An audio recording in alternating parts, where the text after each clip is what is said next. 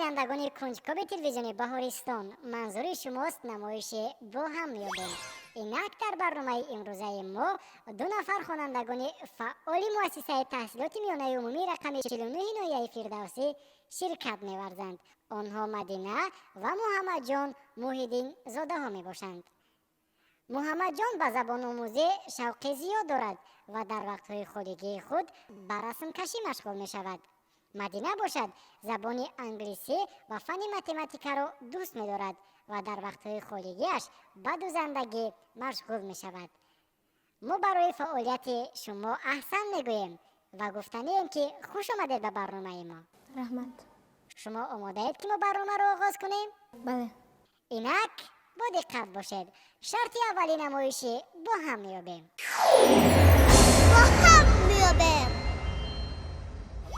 سوال نخستین در برنامه ما چنین است: کدامی از این پرنده ها رمز خیرتمندی است؟ ا. لک لک، ب. بوم، و. زاغ، گ. توتی. مرحمت با همراه یکدیگر معاشرت کنید و جواب درست خود را به من پیشنهاد نمایید. فکر من این بوم است.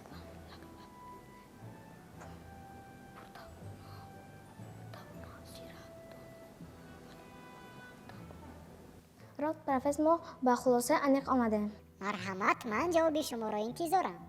با فکر ما این بوم است. محمد جان، شما با پاسخ داده خواهرتان راضی هستید؟ بله. برای چی بهتون این خلاصه آمده؟ برای اونکه بوم زیرک توانو دونو است. مگر زاغ جانور دانو نیست؟ شما بار بوم را از نزدیکی دیدید؟ نه. من بوم را در آینه نیلگون دیدم و در فیلم‌های تصویری دیدم که بوم حیوان زیرک است. یعنی شما از فیلم‌های تصویری میدونید که بوم این رمز زیرکی است، چنین است؟ بله. اما شما باید در زندگی هر روزه خود با یکی از پرنده های زیرک دیگر زاغ نیز شناس باشد. پس چرا زاغ نمیتواند که نشانه خیرتمندی باشد؟ ولی ما میدانیم که در همه افسانه ها در آینه نیلگون ها بوم زیرک است. یعنی شما به جواب خود قانع هستید و آن را تغییر نمیدهید، چنین است؟ بله. این طور که باشد به من بگویید شما جواب خود را به چند خال بهاگذاری میکنید؟ به 10 خال. باوری دارید؟ بله. پس من جواب شما را قبول میکنم. با دقت باشید تا اینکه جواب درست را بفهمید. الکه از قدیم الایام بوم ها را رمز حکمت و دانش می حسابیدند. در یونان قدیم بوم را پرنده مقدس خدای حکمت افینا می نامیدند. دانش روشنایی است، نادانی باشد تاریکی. بوم از جمله آن پرنده هایی است که در تاریکی خوب دیده می تواند و محض شبانه فعال است. از این سبب آدمان از قدیم بوم را همچون رمز دانایی پذیرفته بودند. تا به حال در افسانه و قصه های زیادی بوم قهرمانی خیرتمند و دوراندیش تصویر یافته است. احسن بر شما بچه ها. شما اولین خالهای خود را به دست آوردید که این 10 خال است. ما برنامه را ادامه می دهیم.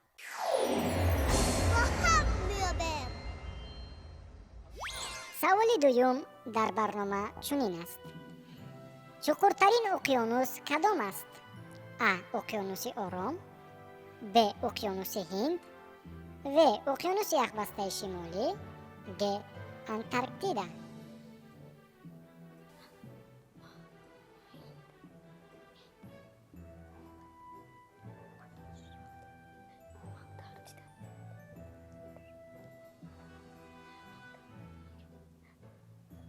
محمد جان و مدینه، چنانه که ما میدانیم شما عین حال به صنف 5 می روید. یعنی از اینجا برمیاد که شما فن گئوگرافیا رو در مؤسسه تان نخوانده اید، ولی هر نفری که به برنامه ما می آید باید زیرک باشد و بیرون از فنهای مکتبی نیز دانش داشته باشد. از همین سبب ما بر شما چنین سوال را پیشنهاد کردیم: آیا شما میدونید که در تمام جهان چند اقیانوس موجود است؟ من میدونم که در تمام جهان 4 اقیانوس موجودند.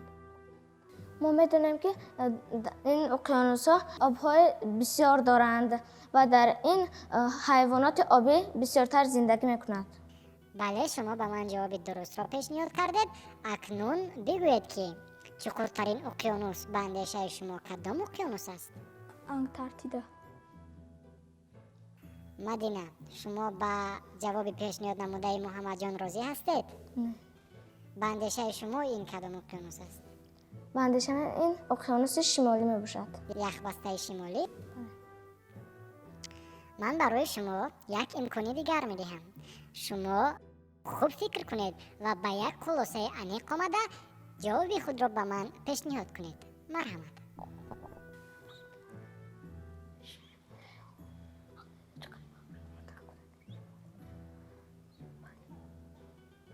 رابط پرافیس ما با خلاصه عمیق آمدیم.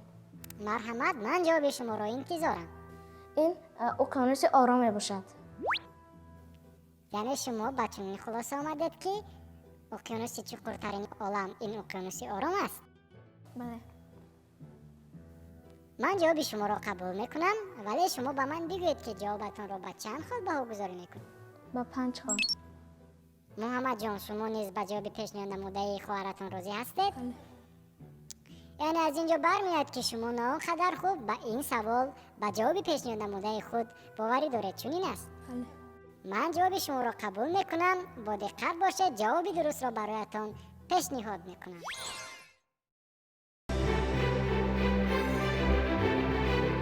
در سیاره زمین 4 اقیانوس موجود است.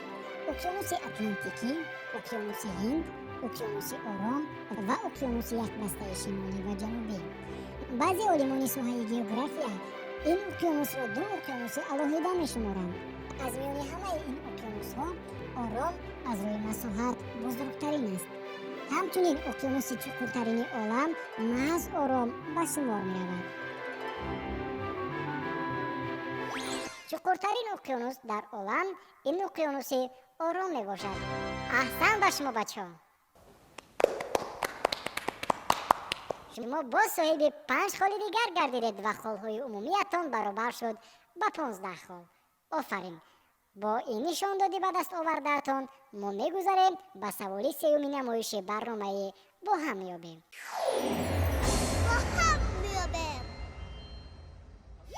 سوال نوبتی چنین است: اولین موجوداتی که به کیهان پرواز کرده است کدام است؟ ا. قورباغه، ب. سگ، و. همدونه، گ. موش. مرحمت، شما فرصت دارید که فکر کنید. رابط پرافیس ما با سوال شما میخوایم جواب گردانیم. مرحمت، من جواب شما را انتظارم. اولین بار در کیهان بلکه استریلکا پرواز کرده است. بلکه استریلکا اینها کیها هستند؟ کدام نمود جانوران هستند؟ سگ. شما باوری دارید مدینه بون؟ بله. پس به من بگویید که شما درباره همدونه معلومات دارید؟ بله. بله. همدونه ها چگونه جانوران هستند؟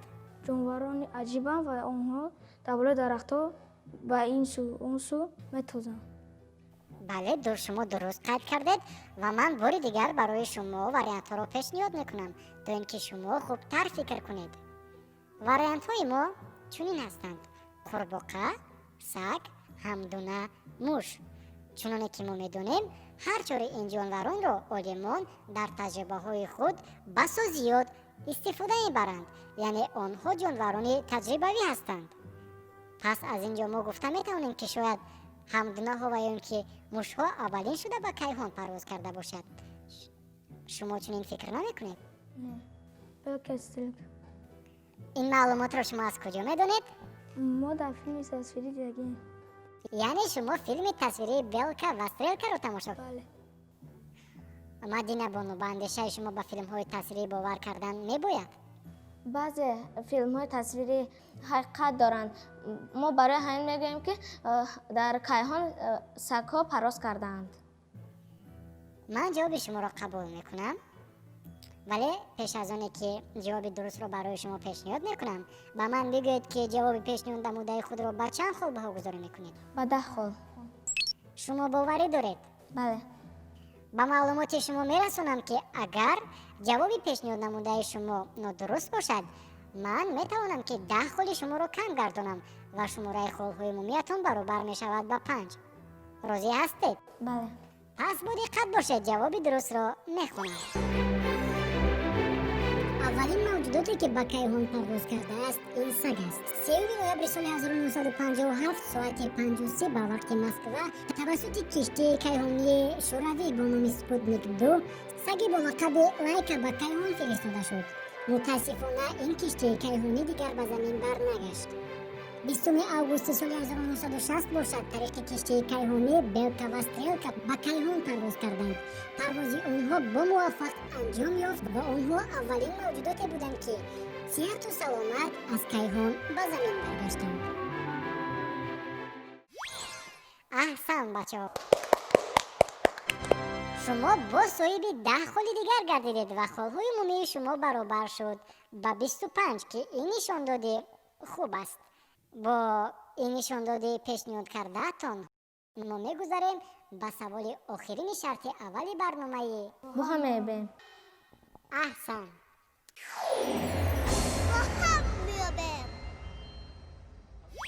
саволи охирин дар барнома чунин аст: шумораи ин узв дар бадани инсон одатан ба 20 мерасад.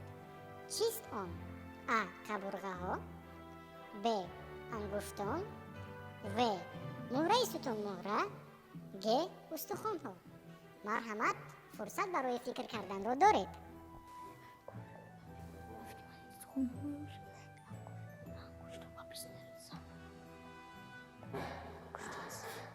راد پروفسورمون با سوال شما جواب میدهیم. марҳамат, гӯшам ба шумо. ба фикри ман ин ангуштон аст. با 20 میرسد.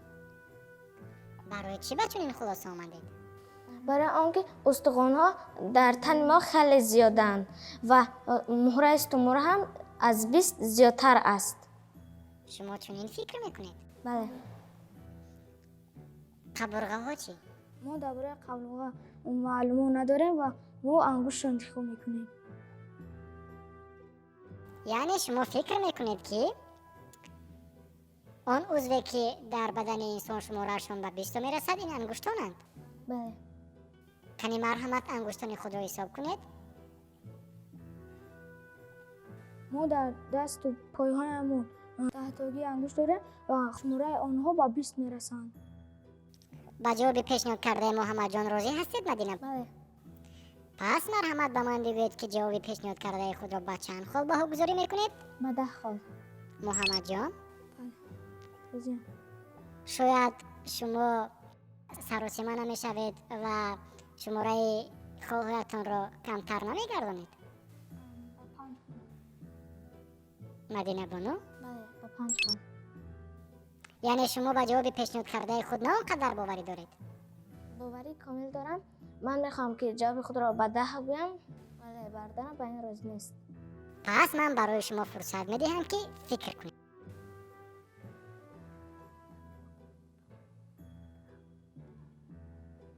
род профессор ба хулоса аниқ омадем. шумо ҷавоби худро ба чанд хол баҳогузорӣ мекунед? ба 10 хол. пас ман ҷавоби шуморо қабул мекунам. бо диққат бошед, ҷавоби дурустро бароятон пешниҳод мекунам. шумораи ангуштон дар дасту пои инсон ба 20 мерасанд. ангуштон узвҳои муҳим ба шумор рафта, тавассути онҳо инсон корҳои ҳаррӯзаи худро анҷом медиҳад. одатан дар дасту пои инсон 5 ангушти мавҷуд аст ки охири онҳо бо нохун пӯшонида шудаанд. аҳсан ба шумо. шумо бо соҳиби 10 холи дигар гардидед ва шумораи умумии холҳоятон баробар шуд ба 35 хол. ва дар шарти аввали барнома ин нишондоди хеле хуб аст. яъне шумо ба ҳамаи саволҳои шарти аввали барномаи мо ҷавоби дуруст гардонидед ки мо ба шумо аҳсан мегӯем ва мегузарем ба шарти дуюми намоишӣ. бо ҳам мебем.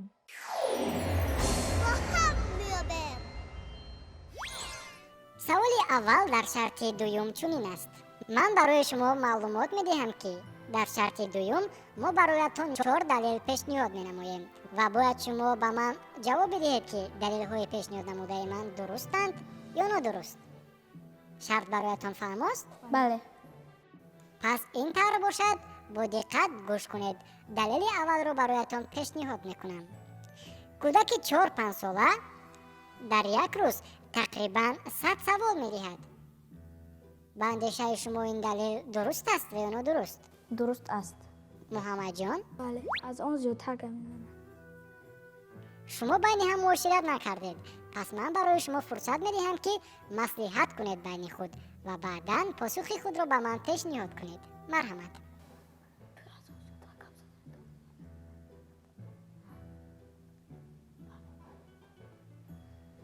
робот профессор, мо ба саволи шумо аниқ омадаем.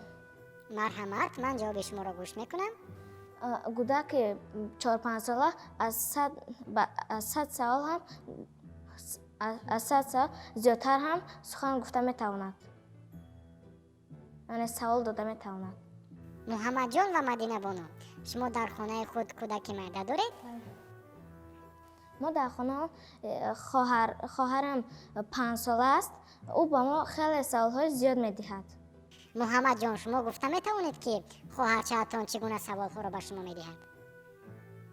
чаро борон меборад ва мо мегӯяд зиёд, чаро шамол меваза, боз мегӯяд ки чаро ситораҳо медурахшанд.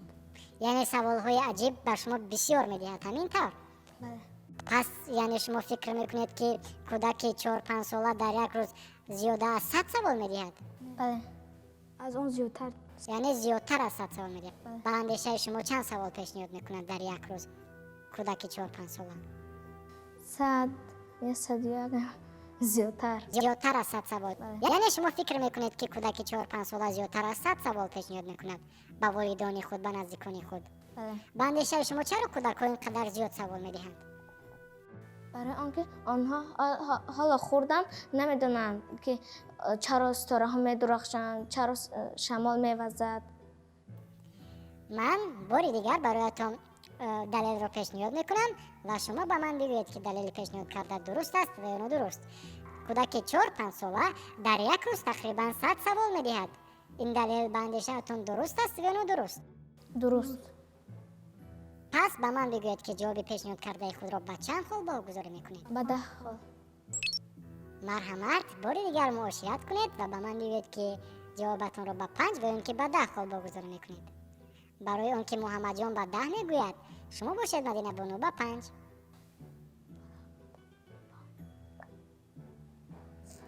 робот профессор, мо ҷавоби худро ба 5 хол боғгузорӣ мекунем. агар ҷавоби шумо нодуруст бошад, пас ман 5 холи шуморо кам мегардонам. шумо розӣ ҳастед? бале. ин тавр бошад, бо диққат бошед. ҷавоби дурустро бароятон мехонам. 6 соли аввал муҳимтарин давраи рушди инсон ба шумор меравад. маҳз дар ин давра хислати инсон муайян мешавад. аз таваллуд то яксолагӣ узвҳои ҳисси кӯдак инкишоф меёбанд. аз 1 то 3 солагӣ кӯдак муҳити атрофашро меомӯзад. аз 3 солагӣ то 6-7 солагӣ бошад, кӯдак тавассути бозӣ муносибат бо дигар одамонро меомӯзад. аз ҳамин сабаб дар ин айём кӯдакон ба наздикони худ саволҳои зиёде медиҳанд. ба ақидаи олимон кӯдакони синни 4-5 сола дар як рӯз тақрибан 400 савол медиҳанд. шумо ба ман ҷавоби нодурустро пешниҳод кардед. аз ҳамин сабаб 5 холи шумо кам карда мешавад ва холҳои умумиятон баробар мешавад ба 30 хол. мо ба шумо мегӯем ки роҳ афтода нашавед, зеро ки ҳоло саволҳо дар барномаи мо ҳастанд ва шумо метавонед ки холҳои худро боз ҳам зиёдтар гардонед. мо мегузарем ба саволи дуюм дар шарти дуюм.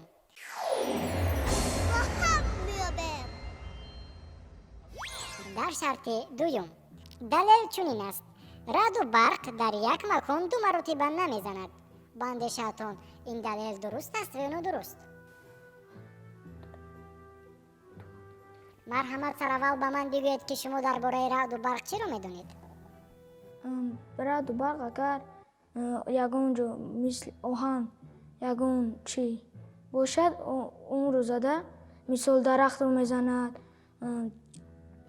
дарахт месӯзад. мадинабону, шумо бори раъду барқро мушоҳида кардед? бале. дар кадом ҳолат раъду барқ ба вуҷуд меояд? дар вақте ки ҳам борон мевазад, ҳам борон меборад, ҳам шавм мевазад, дар онҷо раъду барқ мезанад. аҳсан. ба шумо раъду барқ чӣ гуна вокуниш мекунад? тавассути ранг, тавассути рӯшноӣ, тавассути садо? ҳам садо медиҳад, ҳам рӯшноӣ медиҳад. яъне аз ин ҷо бармеояд ки новобаста аз сину солатон шумо доир ба раъду барқ ки яке аз ҳодисаҳои табиӣ мебошад маълумот доред. ман ба шумо аҳсан мегӯям, вале акнун бо диққат бошед. ба далели асосии мо, ба андешаи шумо, раъду барқ дар як макон ду маротиба зада метавонад? бале. яъне шумо фикр мекунед ки далели пешниҳод кардаи мо нодуруст аст? бале. ҳамин тавр мадина боно. биёед ман далелро бори дигар бароятон мехонам. раъду барқ дар як макон ду маротиба намезанад. ин далел дуруст аст ё нодуруст?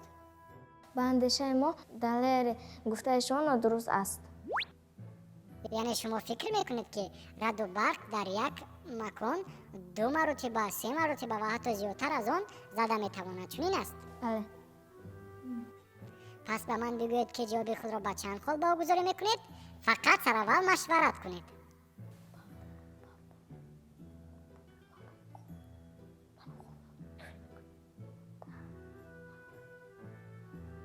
мо ҷавоби худро ба 10 хол баҳогузорӣ мекунем. розӣ ҳастед муҳаммад ҷон? пас ман ҷавоби худро қабул мекунам. марҳамат бо диққат бошед то ин ки ҷавоби дурустро бифаҳмед. миёни мардум ақидае вуҷуд дорад ки раъду барқ дар як макон ду маротиба намезанад, вале ин ақида асоси воқеӣ надорад. эҳтимоли ба як ҷо ду маротиба расидани раъд 45%-ро ташкил медиҳад. олимон исбот карданд ки объектҳое ки дар баландӣ ҷойгир шуданд, хусусан биноҳои баландошина, маконҳое мебошанд ки раъду барқ зиёд ба онҷо мерасад. ба ҳисоби миёна дар минтақае ки дар баландии 500 метр ҷой гирифтааст, ҳангоми раъду барқ дар як макон 4-5 маротиба раъд ба сатҳи болоӣ мерасад. ин далел комилан нодуруст аст. яъне ҷавоби пешниҳод намудаи шумо дуруст аст ва шумо бо соҳиби 10 холи дигар мешавед. ҳамин тариқ холҳои умумии шумо баробар гаштанд ба 40 хол ва мо мегузарем ба далели навбатии барномаи бо ҳам меёбем.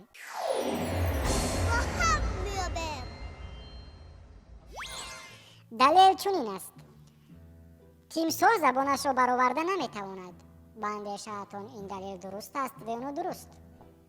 ин далел дуруст аст. барои чӣ ба чунин хулоса омадед? барои мо дар филмҳои тасвирӣ, дар филмҳо мебинем ки тамоман тимсоҳ забонашро намебарорад. бале. муҳаммад ҷон, шумо дар бораи тимсоҳ чиро медонед? тимсоҳ бисёр дар обу дар замин зиндагӣ карда метавонад ва баъдан ӯро кушод. даҳани ӯ хеле калон аст ва ҳайвоноти хурдро, мисол хурдҷӯшаро мехӯрад. яъне аз ин ҷо бармеояд ки чун тимсоҳ даҳони калон дошта бошад, забонашро бароварда наметавонад? Не, наметавонад. боварӣ доред? бале. ҷавобатонро қабул кунам? бале. пас сараввал ба ман мегӯед ки ҷавоби худро ба чанд хол боғгузорӣ мекунед? ба 10 хол. боз ба 10 хол? боз ба боварӣ? ман бароятон мегӯям ки шумо имкон доред ки аз 1 то 10 хол ҷавоби худро баҳогузорӣ кунед. яъне шарт нест ки шумо ё ин ки 5 ё ин ки 10ро интихоб кунед. шумо метавонед ки ҳам ба 8, ҳам ба 9, ҳам ба 7 ҷавоби худро баҳогузорӣ кунед ва ба тамоми рақамҳое ки аз 1 то 10 мавҷуд ҳастанд. мо ҷавоби худро ба 6 хол баҳогузорӣ мекунем. розӣ ҳастед муҳаммад ҷон? ман ҷавоби шуморо қабул мекунам. бо диққат бошед, ҷавоби дурустро бароятон пешниҳод мекунам. тимсоҳҳо забони худро бароварда наметавонанд. забони онҳо то андозае кӯтоҳ мебошад ва дар куни поёнии даҳонашон пайваст аст. бо пахш кардани ғизо тимсоҳҳо имкон доранд забони худро ба боло бароранд, вале онро ба берун бароварда наметавонанд. ин دلیل کاملا درست است. یعنی شما به من جواب درست را پیشنهاد کردید و صاحب 6 خال دیگر گردید. همین طریق شماره خالهای عمومیتان برابر شد با 46 خال و ما میگذاریم به آخرین دلیل در شرط دومی نمایشی با هم میابیم.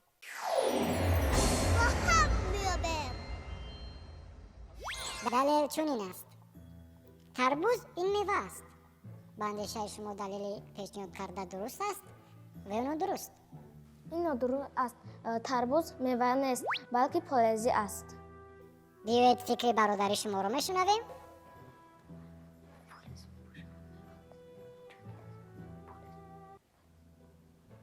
ما به سوالشون انیق آمدیم. مرحمت. تربوز میوه نیست بلکه فلزی است. پس شما به من گفته میتوانید که تربوز چگونه رستنی است؟ рӯстанӣ хӯрдани бо вай 90% об ба 90% об ва ташнагии одамро мешиканад. یعنی از اینجا برمیآید که شما درباره رستنی تربوز معلومات دارید. ولی چرا اگر تربوز رستنی خوردنی با باشد چرا پس ما او رو میوه نگوییم؟ کنی به من بگویید میوه‌جات از فلزی با کدام خصوصیتش فرق میکند؟ شما میوگی ها رو نمبر کرده میتوانید برای من؟ مرحمت. انار، انگور، سیب، ناک. اکنون مرحمت فلزی ها رو نمبر کنید. تربوز، هندله، خربوزه. یعنی از اینجا برمیاد که میوگی ها در درختان میرویند، فلزی ها باشند. از زمین میبراید. آنها را میشنانیم و میبراید. мекорем мебарояд. یعنی از اینجا برمیاد که شما با جواب پیشنهاد کرده خود باوری دارید. بله. پس به من بگویید که جوابتان رو با چند خال بها گذاری میکنید؟ به 10 خال. محمد جان ба 7. مرحمت مشورت کنید.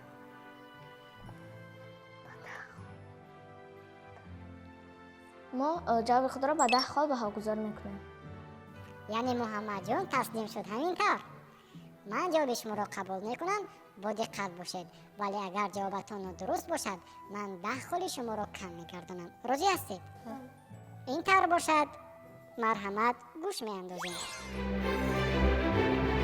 امروز نوهای گوناگون تربوز را در کشور مردمی چین، ترکیه، مصر و کشور عزیز آفتابی ما تاجیکستان پرورش میکنند.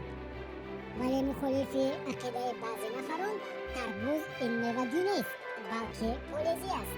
نمود فلزی تربوز خوردنی با بوده آن را خرد و بزرگ در فصل گرمای تابستان استعمال میکنند. شما درست خیال کردید تربوز فلزی میباشد. احسن باشد. شما 10 خال خود را در شرط دومی برنامه ما به دست آوردید و همین طریق خالهای عمومی شما تا به آخر رسیدن شرط دومی برنامه ما برابر شدند با 56 خال. بار دیگر احسن.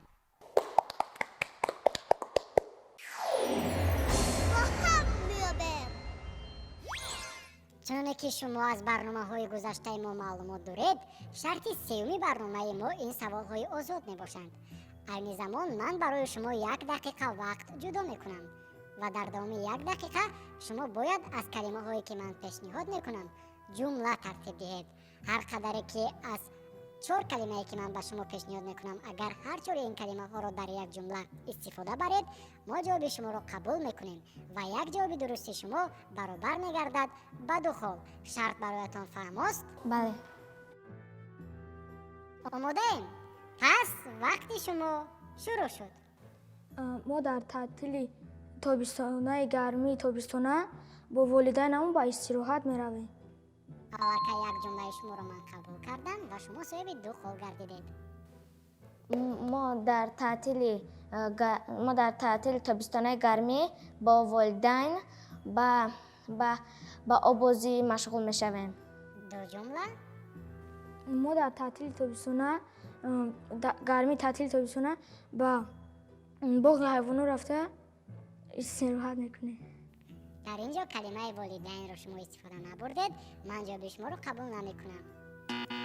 ما در تعطیل تابستانه вақте ки гарм буд ба волидайнамон ба тамошо рафтем. ҳамин тариқ шумо ба ман боз як ҷумлаи дигарро пешниҳод кардед ва ман онро қабул мекунам ва вақти ҷудо намудаи мо низ ба итмом расид. шумо дар давоми 1 дақиқа тавонистед ки ба ман 3 ҷумлаи дурустро ки аз калимаҳои ман бароятон пешниҳод кардам тартиб диҳед ва ҳамин тариқ холҳои шумо дар қисмати аввали шарти сеюми барнома баробар мешаванд ба 6 хол.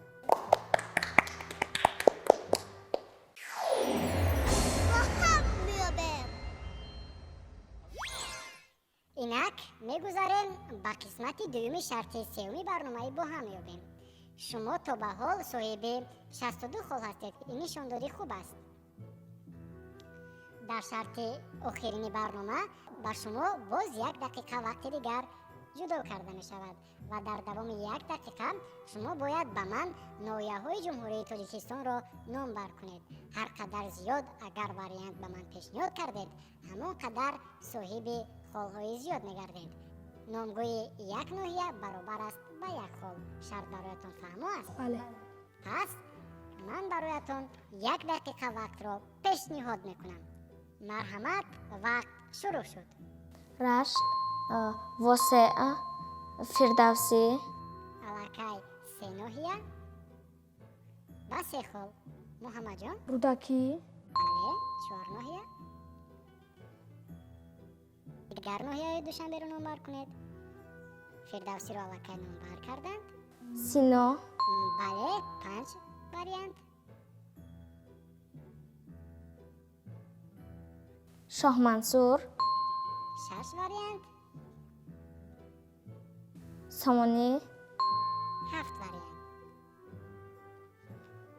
ва ҳамин тариқ соҳиби 7 хол гардидед.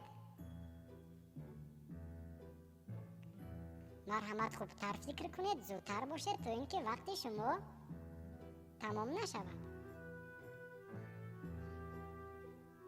бобоҷон ғафур, бале, 8 вариант. ноҳияи 5, бале, ҳамин тариқ шумо ба ман 9 ноҳияи ҷумҳурии Тоҷикистонро номбар кардед ва соҳиби 9 холи дигар гардидед. аҳсан ба шумо.